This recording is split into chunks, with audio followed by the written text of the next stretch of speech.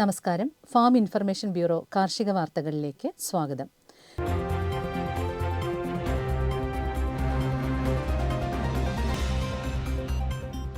കേരള കാർഷിക സർവകലാശാലയുടെ കീഴിലുള്ള ഈ പഠന കേന്ദ്രം centre for learning soil health management എന്ന ഓൺലൈൻ പഠന സർട്ടിഫിക്കറ്റ് കോഴ്സിലേക്ക് അപേക്ഷ ക്ഷണിക്കുന്നു.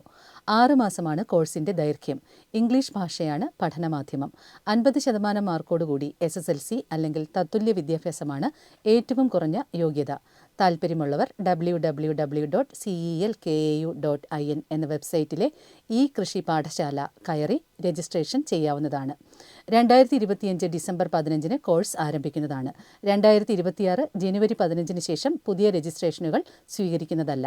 കൂടുതൽ വിവരങ്ങൾ പ്രസ്തുത വെബ്സൈറ്റിൽ ലഭ്യമാണ്. സംശയങ്ങൾക്ക് celkau@gmail.com ഇമെയിലായോ 0487243856 8547837256 എന്നീ ഫോൺ നമ്പറുകളിലോ ബന്ധപ്പെടാവുന്നതാണ്. തൃശൂർ കൃഷി വിജ്ഞാന കേന്ദ്രത്തിൽ 1 മാസം പ്രായമുള്ള ഗ്രാമശ്രീ കോഴിക്കുഞ്ഞുങ്ങൾ 150 രൂപ നിരക്കിൽ വിൽപ്പന ആരംഭിച്ചിരിക്കുന്നു. താൽപ്പര്യമുള്ളവർ രാവിലെ 10 മണി മുതൽ 4 മണി വരെയുള്ള സമയങ്ങളിൽ 049400483754 എന്ന ഫോൺ നമ്പറിൽ വിളിച്ച് ബുക്ക് ചെയ്യേണ്ടതാണ്.